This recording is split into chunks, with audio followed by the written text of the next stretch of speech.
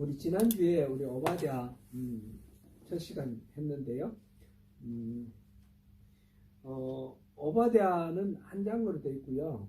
오바댜는 누구에 대한 예언이었습니까? 오바댜는 에돔에 대한 예언이었습니다.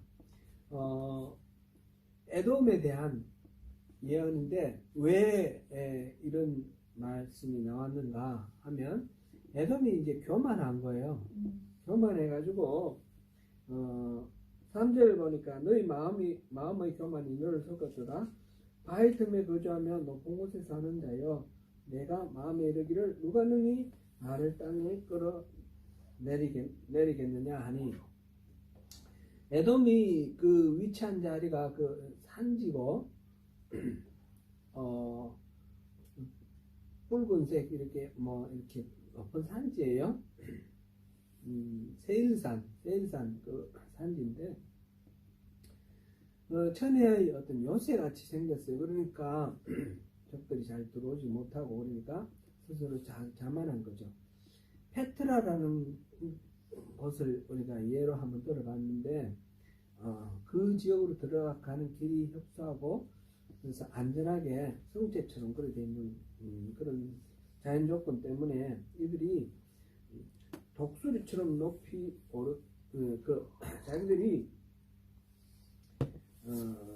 바위 틈에 거주하고 높은 곳에 사는 자여, 이렇게 이제 지금 하나님이 부르셨는데, 그러한 조건 때문에 자고해서 누가 우리를 끌어내리겠느냐, 우리에 대한 대적이 누구겠느냐 그런 거죠. 그랬을 때 하나님 말씀이 4절에 내가 독수리처럼 높이 오르며 별 사이에 깃들일지라도 내가 거기에서 너를 끌어내린다. 아모스에서 하나님께서 어디에나 계시다라는 말씀을 하셨는데, 이 에돔은 그 하나님의 손아귀에서 벗어날 수 있는 것처럼 그렇게 교만했다는 거죠. 근데 그럴 수가 없다 하는 것이 지금 이 오바댜 선지자를 통해서 주시는 하나님의 선포이십니다. 그러면서 철저하게 완전히 멸망할 것이다. 그게 이제 9절까지 이야기고요. 한 10절부터 나오는 거는 그렇게 단순히 교만했기 때문에 벌 주시는 거냐, 그건 아니에요. 심판의 이유가 있습니다. 심판의 이유가 있는데, 그게 예루살렘을 얻기 위해서 같이 제비를 뽑았다. 그 다음에 형제의 날 재앙을 방관했다. 유다 자손의 패망을 기뻐했다. 도망하는 자를 막고 오히려 잡아서 적에게 넘겨줬다. 이런 이야기들이 지금 11절부터 14절까지 쭉 나와 있습니다. 이게 에돔이 유다가 멸망할 때에 그 멸망하는 과정 속에서 고통하고 힘들어하는 이 유다를 도와주기는커녕 도리어 그 유다를 멸망시키는 바벨론과 한 몸이 되어서 같이 이렇게 억압하고 핍박하고 조롱하고 이렇게 했던 그런 것을 지금 심판의 이유, 에돔의 죄로 그렇게 말하고 있습니다. 그게 이제 지난주에 우리가 살펴본 내용이고요. 지난주에서 그래서 내용이 교만한 거하고 이웃의 고난을 방관하는 것, 이 두 가지에 대해서 우리가 아주 많이 살펴보았습니다. 오늘 그러면 이어서 나머지 부분을 볼 텐데, 내가 질문을 하나 하겠습니다. 이 오바댜는 누구에게 선포한 예언일까요? 에돔에 대한 예언인데, 에돔 사람에게 선포를 했을까요? 유다 사람에게 선포를 했을까요? 유다 사람에게 선포를 한 겁니다. 그래서 이게 성경에 들어와 있는 거예요. 에돔 사람에게 선포한 거면 여기 안 들어와 있을 거예요. 오바댜가 언제 사람이냐 하는 거에 대해서 지난주에 두 가지를 썰을 말씀드렸는데, BC 한 840년경 열왕기상 18장 3절에 나오는 그 아하방의 그 행정관을 있는 오바댜, 그 예언자들을 핍박하고 죽일 때 살려준 100명의 선지자들을 살려준 그 사람 오바댜, 그 사람일 거라고 하는 그런 주장이 강하게 있는데요. 그보다는 아마 587년 유다가 멸망할 당시 그 이후가 아니겠는가. 제가 후자가 타당할 거다 그런 말씀을 드렸습니다. 왜 그런지 그 이유를 지난주에는 자세히 안 살펴봤는데 잠깐 살펴보면요. 오늘 그 10절부터 오바댜 1장 10절부터 14절까지 내용이 바로 그겁니다. 유다의 멸망 당시 상황을 반영하고 있습니다.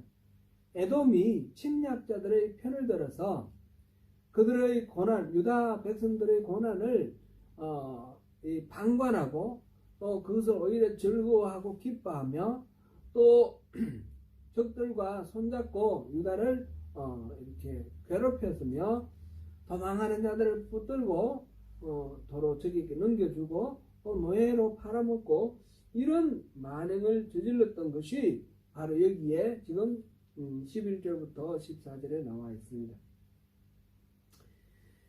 실제로 그러면 역사적으로 그랬을까요? 에돔이 바벨론이 유다를 멸망시켰는 건 확실한데 에돔이 한 역할은 뭘까? 근데 성경에 낱낱이 자세히 나와 있지는 않습니다. 근데 분명하게 나와 있는 것이 몇 가지가 있습니다. 네. 이 유다가 멸망할 당시의 역사적 상황을 한번 기억을 한번 해보시죠.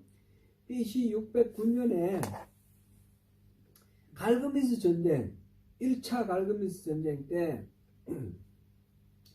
이집트의 바로 느고가 그 아수르를 돕기 위해서 올라갈 때 유다의 요시야 왕이 그것을 가로막기 위해서 머깃도에서 전쟁을 쳐서 요시야가 죽었습니다. 그죠? 요시야 죽고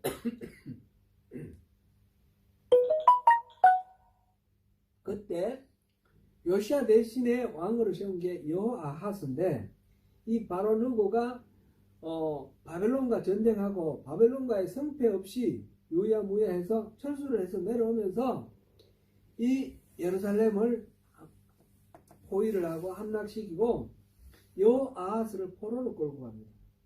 그리고 세운 왕이 여호야김입니다.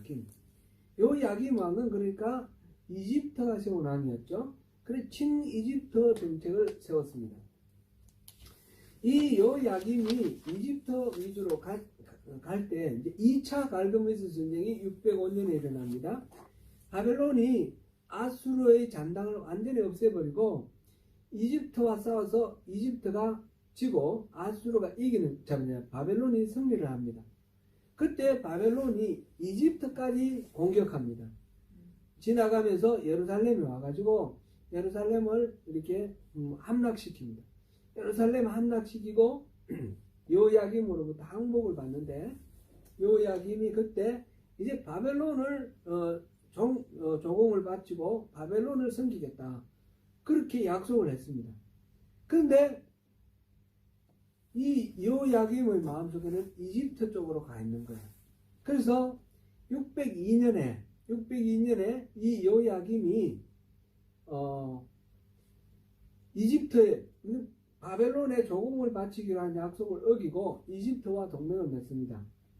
그러니까 바벨론이 이 여호야김을 말하자면 징계하기 위해서 공격을 하는데 이때 바벨론 군이 직접 오는 것이 아니고 1차 605년에는 바벨론 군이 직접 와서 함락시키고 여호야김에게 항복받고 그 다음에 그게 1차 포로라고 그러죠.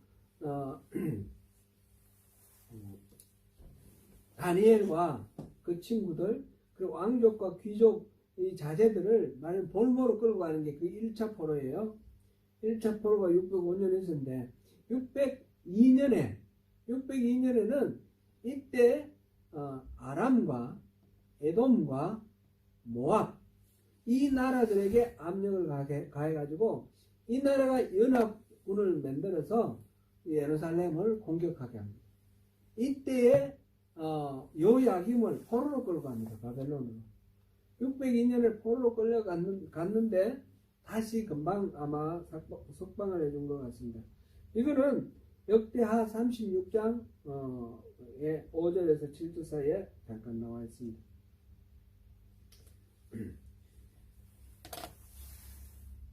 그래서 지금 요 야김이 지금 반 바벨론 정책을 취하니까 바벨론이 지금 그때 에돔이 가담한 게 확실하죠. 바벨론에 가담을 해서 예루살렘을 공격하고 그래서 왕을 포로로 끌고 가는 이 작전에 동참을 했다. 에돔의 죄 중에 그게 이제 지금 거론이 되는 것입니다.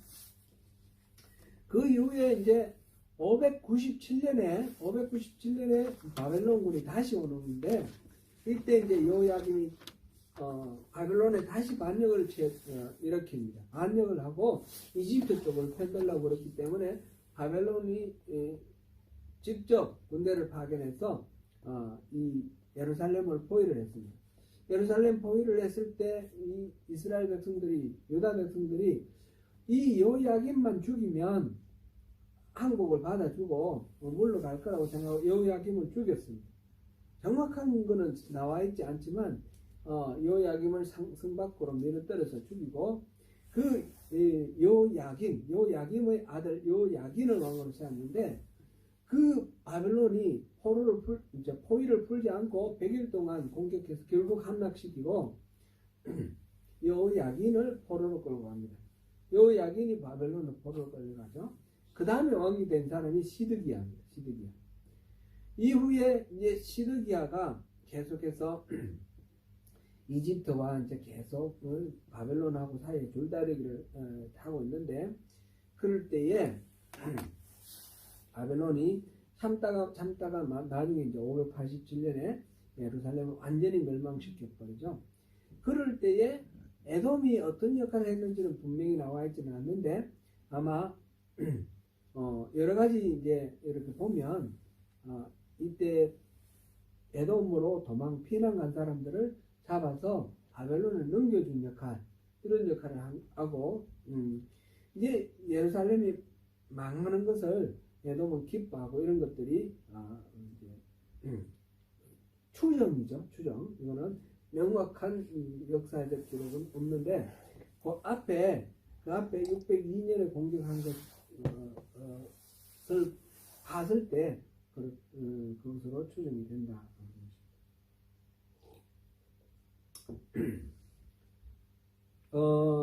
여기서 이제 결국은 우리가 이 오바댜가 하는 이야기를 통해서 알 수 있는 것은 바벨론에 의해서 유다가 멸망할 당시에 이 오바댜가 예언한 것이고 그 예언의 핵심 내용은 에돔은 사실은 모든 이방 대적들 이스라엘에 대한 이방 대적들의 대표로 지금 에돔이 거론되었다 이렇게 보면 됩니다.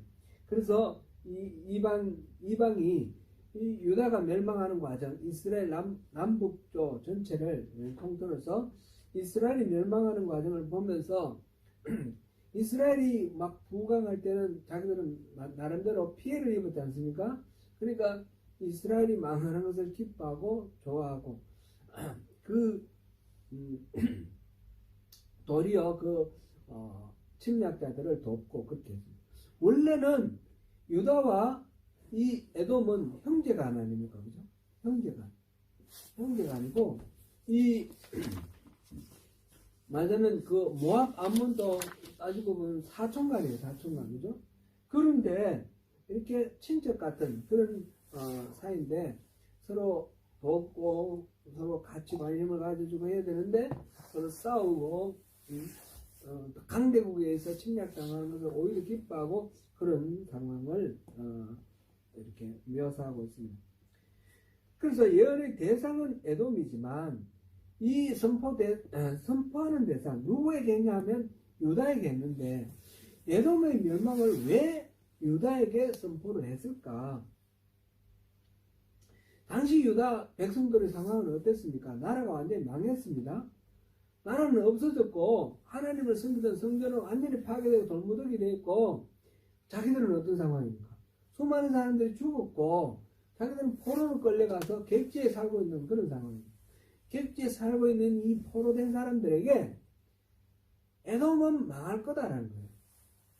에돔 망하는 이유가 유다가 불행할 때 자기들이 방관했고 오히려 기뻐했고 그 유다의 불행을 오히려 거들었다.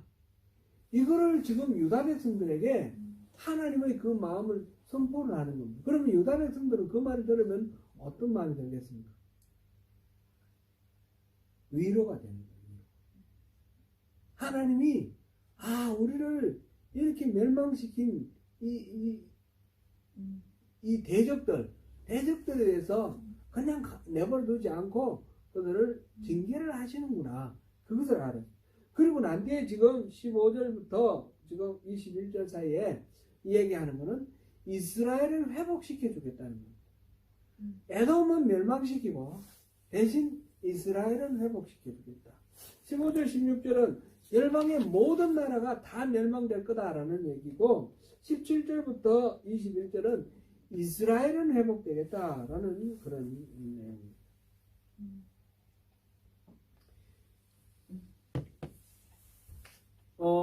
잠깐 보면 이스라엘에 대한 예언을 잠깐 살펴봅니다.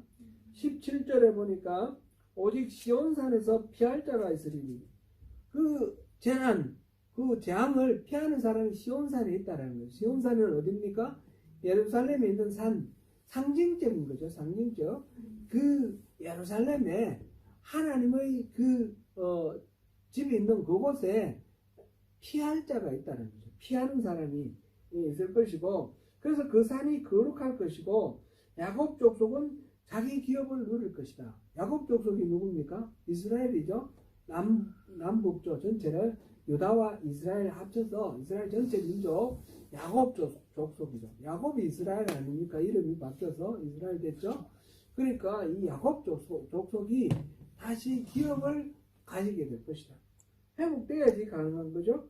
그 다음에 18절 보니까 야곱 족속은 불이 될 것이고 요셉 족속은 불꽃이 될 것이며, 요셉 족속은 이 야곱 족속 중에 특별히 북왕국 이스라엘을 더 이렇게 얘기를 한다. 에브라임, 므낫세, 이게 이제 요셉의 아들이죠.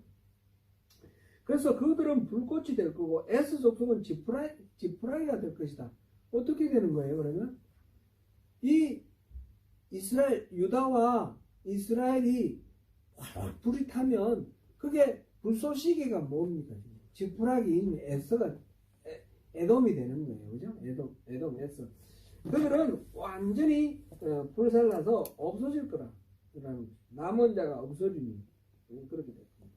이게 여호와께서 말씀하신 것입니다. 지금 에돔은 나름대로 자기 자리에 지키고 있고, 유다가 망하고 이스라엘이 멸망됐을 때 키키덕거리면서 자기들이 기뻐했는데, 이스라엘은 지금 거의 많은 사람들이 절반 이상이 전쟁에서 죽었고 포로로 끌려간 사람들이 지금 객지에서 고생하는데, 겉으로 객관적으로 봤을 때는 에돔은 그대로 있고 유다는 완전히 망했어요. 그런데 하나님 말씀이 에돔은 완전히 불살라서 없애버릴 거다. 남은 자가 없을 것이다.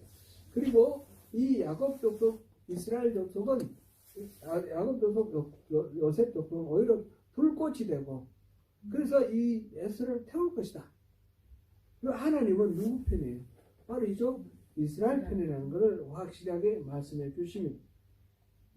그러면서 19절, 그들이 네겝과 에스의 산과 평지와 블레셋을 얻을 것이요, 또 그들이 에브라임의 들과 사마리아의 들을 얻을 것이요, 베냐민은 길랏을 얻을 것이며.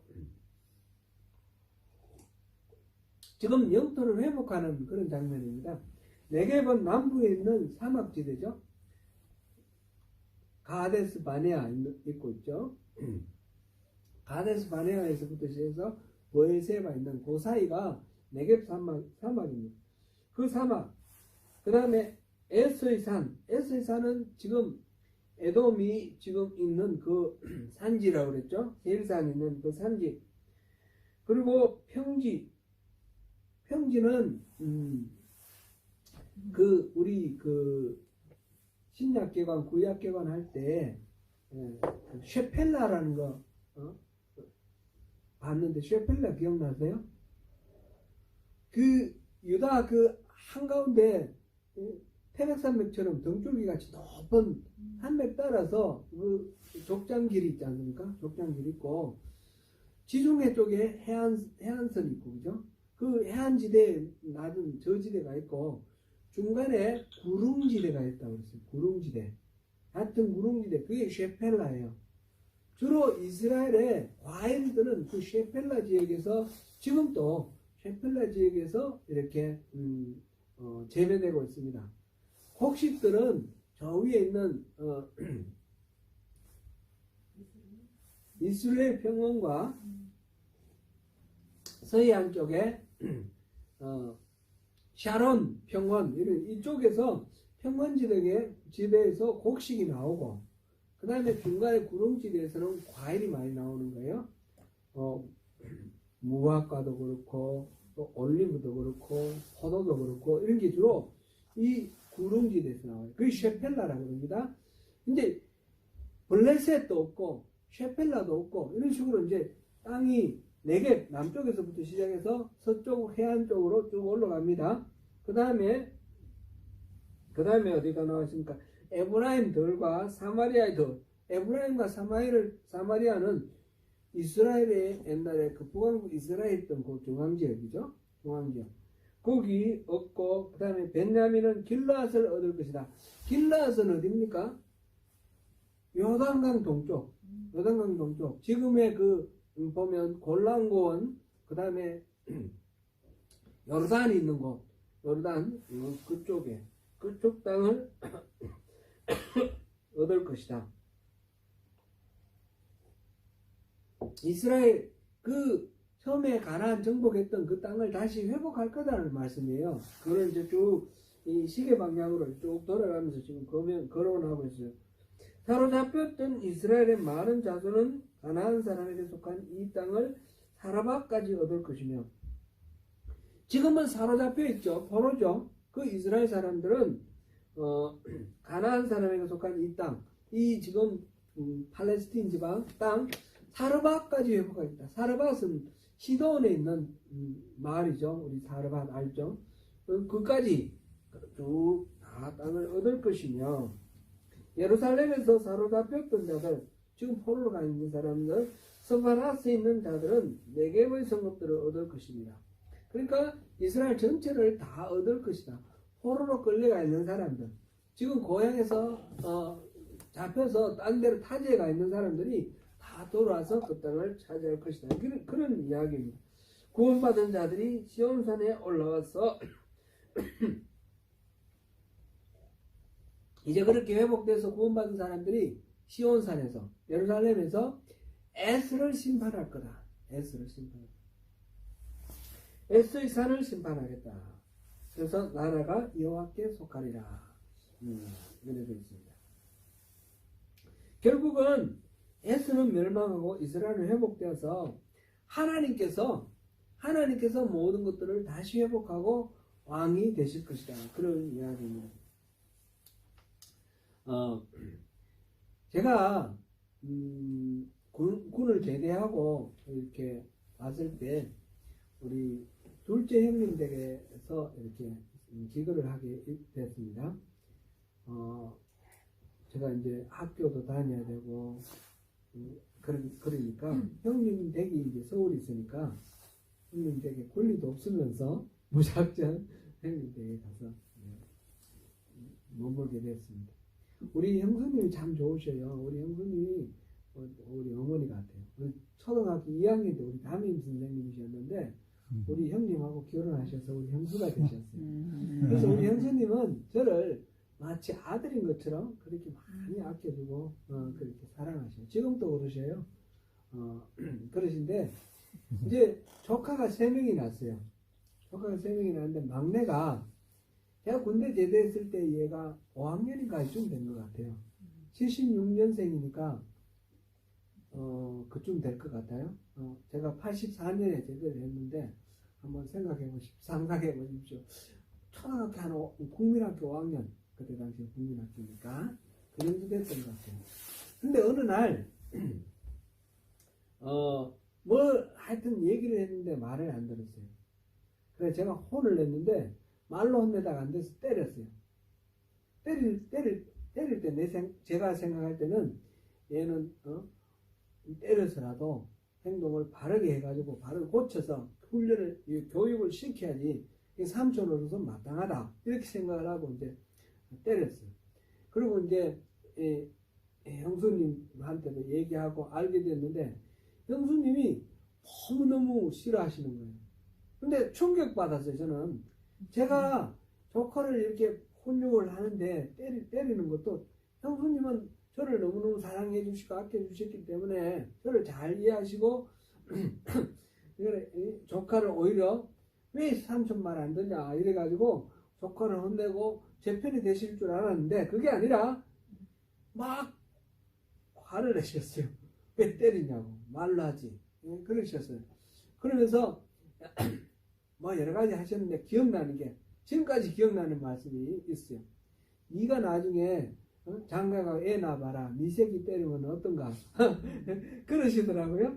그래서 충격을 받았어요. 충격을 받았는데 그러면서 제가 많은 여러 가지로 생각을 하면서 반성을 했어요. 제가 이제 큰 조카도 그때 중학교 2학년이었는데 공부시킨다고 수학 문제 숙제 내주고 안 하면 때렸거든요. 매로 때렸거든요. 근데 이게 저는 잘 하려고 한다고 했고 그렇다고 생각을 하고 했는데 가만히 보니까 엄마 아빠로서는 그게 동생이 와가지고 공부시킨다면 자식을 막 패는 게 엄청 싫으실 거다라는 걸 깨닫게 된 거예요. 그때 이 막내 조카를 그렇게 하면서 이 조카들 너무너무 저도 지금도 좋아하고 아주 친하고 사랑스러운 그런 조카인데 물론 이제 다 어른이 돼가지고 큰 조카는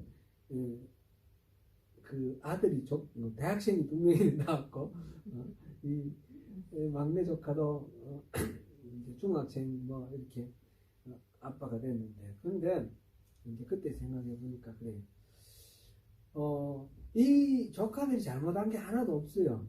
하나도 없는데 제가 훈육하기 위해서 제 나름대로의 철학을 가지고 훈육을 하기 위해서 내지를 했는데 그것이 엄마한테는 너무너무 마음 아픈 일이에요. 싫은 일이에요. 잘못됐어요. 잘못한 거예요. 제가 그래서 형수님의 말씀을 듣고 그다음부터 이거는 함부로 그러면 안 되는구나 깨달았어요.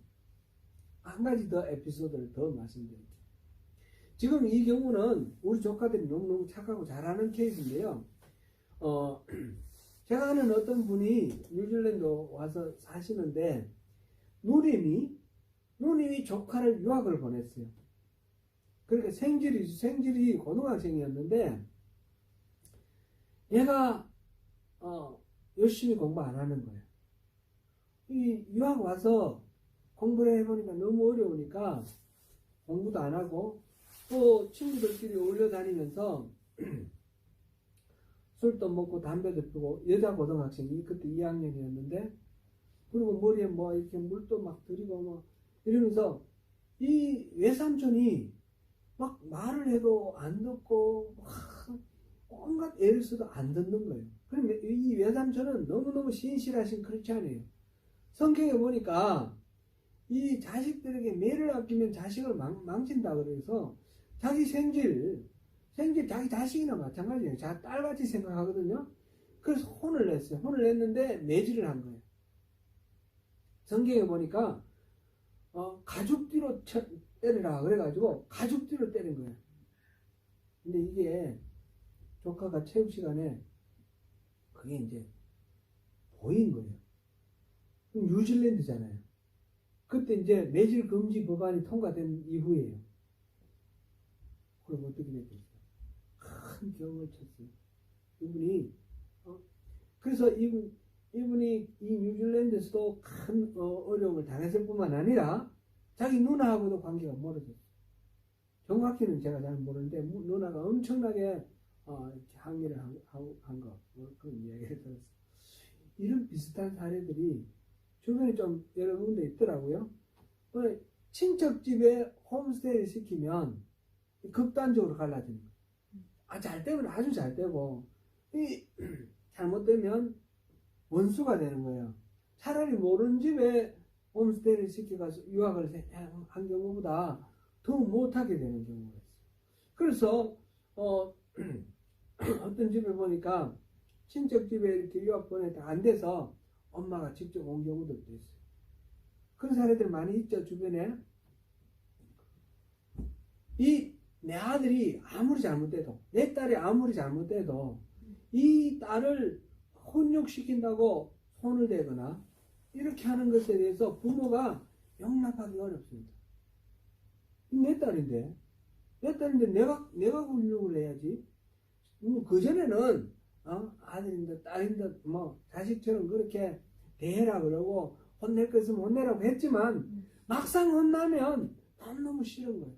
그래서 유학 온 아이들이 이 홈스테이 부모들하고 이 관계가 안 좋을 때 집에 있는 엄마한테 부모들한테 정상적으로 자기의 잘못을 얘기 안 하고 이 홈스테이 부모들의 그 험담을 해가지고 관계가 깨지는 그런 사례들이 너무 많이 있는 거예요. 이 얘기를 왜 말씀드리냐면 에돔이 이 유다가 하나님 잘못 섬기고 또 우상 숭배하고 해가지고 수많은 선지자들로부터 이제 하나님의 징계를 선포하는 이런 사건들을 보면서 에돔은 이 유다가 망하는 게 고소하고 자기들에게 괴롭혔고 또 하나님 백성이라 그러면서 잘난 체 하더니 하나님한테 꾸지람 당하고 그러니까 너무 싫다는 거예요. 그래서 이들의 불행을 즐거워하고 방관하고 오히려 부추기며 이렇게 거들었는데 하나님의 마음을 모르는 거죠. 하나님 마음은 뭡니까? 이 유다를 잘 훈육해서 바로 세우려고 하는 것이지 유다를 망하게 하려는 게 아니라는 겁니다. 금방지게 에돔이 와서 그 유다를 괴롭히는 거 하나님이 기뻐하실 리가 없습니다. 내 자식 유다가 잘못된 건 네가 고쳐줬으니까 네가 와서 좀 내 대신 징계를 해줬으니까 너 고맙다 이렇게 하실 분이 아니라는 거예요. 바벨론도 마찬가지고 아수르도 마찬가지고 이스라엘이 잘못되어서 하나님께서 징계의 부지깽이로 그들을 사용했지만 그렇다고 해서 그들이 정당해지고 고맙고 이쁜 것이 아닌 것입니다. 하나님의 사랑하는 백성들을 괴롭히고 그들의 불행을 방관하고 부추기고 억압에 가담하고 이렇게 하는 거 이거는 하나님의 진노를 불러일으키는 것입니다. 우리 육신의 이 부모와의 관계 속에서 혈연의 그 사랑은 그를 우리가 바라볼 때 그 부모의 사랑이라는 건 무한대입니다. 자식이 아무리 잘못돼도 그 자식을 버릴 수 없는 것이 부모입니다. 자식은 부모를 괴롭히고 부모를 버릴 수 있지만 부모는 자식을 안 버리지 않습니까? 그 죄를 짓고 막 도둑질하고 살인하고 그런 죄수들의 엄마들 한번 만나보십시오. 우리 아는 안 그런데 친구 잘못 만나가 이렇다고 다들 그렇게 말합니다. 부모의 마음은 다 그렇습니다. 그는 모든 것들을 다 알지 못하는 인간의 한계를 가리키지만 이걸 통해서 하나님의 마음을 우리가 알 수가 있습니다. 이스라엘이 아무리 나빠도 하나님은 이스라엘을 하나님의 자녀로 선택하셨고 하나님의 백성으로 선택하셨습니다. 그들을 징계하고 혼낼지라도 결국은 붙들어서 회복시켜서 다시 하나님의 자녀로 삼고 하나님 그들의 왕이 되기를 원하시는 것입니다. 사랑하는 성도 여러분, 혹시 우리가 살아가면서 나는 하나님의 백성인데 나는 하나님의 자녀인데 왜 나한테 이런 어려움이 있고 저 하나님도 믿지 않는 또는 잘 못 믿는 엉터리를 믿는 저 사이비 같은 저 사람은 잘 되고 저 사람 통해서 내가 고통받고 내가 손해보고 이런 경우들을 겪으신 적이 있습니까? 그럴 때 우리가 착각하면 안 되는 것입니다. 나에게 괴로움을 주고 고통을 주는 저 상대 하나님 그를 더 사랑하시는 것이 아니라는 것입니다. 에돔을 더 사랑하시는 것이 절대로 아니라는 것입니다. 아수르나 바벨론을 더 사랑하셔서 그들을 통해서 나에게 매질하시는 것이 결코 아니라는 사실입니다. 하나님은 우리를 절대 버리지 않습니다. 하나님은 우리를 절대 미워하지 않습니다. 우리를 회복해서 다시 하나님과 온전한 관계로 돌려놓기를 원하시고 모든 나라가 하나님께 속하기를 원하시는 것입니다. 오늘 이 에돔의 죄를 징계하시는 하나님의 이 예언을 통해서 이 오바댜를 왜 성경으로 이렇게 했을까요? 에돔이 멸망하는 것은 바로 하나님께서 이스라엘을 위로하시는 말씀입니다. 내가 그들을 이뻐해서 그들을 통해서 너를 징계한 게 아니야. 그들을 이뻐하는 게 아니라 너를 이뻐하는 거야. 너를 회복시키기 위해서 그들을 도구로 썼을 뿐이야. 그렇게 말씀하시면서 이스라엘을 일깨워 주시기 위해서 오바댜 이 예언을 하시는 것입니다. 하나님의 마음은 우리가 하나님 나라가 되는 것입니다. 에돔의 죄를 보시면서 하나님 손에서 벗어난 세계가 없다는 사실을 인정하고 겸손히 하나님의 손길을 바라시기 바랍니다. 에돔이 이웃의 공경에 대해서 방관하거나 도리어 기뻐하며 그 기회를 활용하여 이웃을 착취하고 빼앗으려 한 것이 바로 에돔의 멸망, 에돔이 심판받는 이유가 되었습니다. 이웃에 대한 보살핌과 도움은 하나님 나라 백성들의 당연한 법이고 윤리이고 성품입니다. 자연스럽게 그렇게 나아가야 됩니다.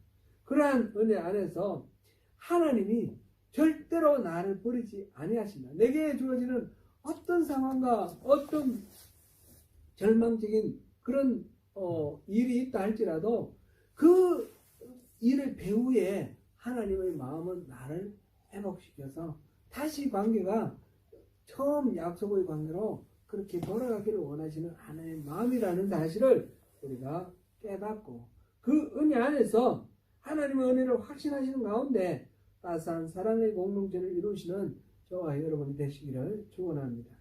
기도하겠습니다.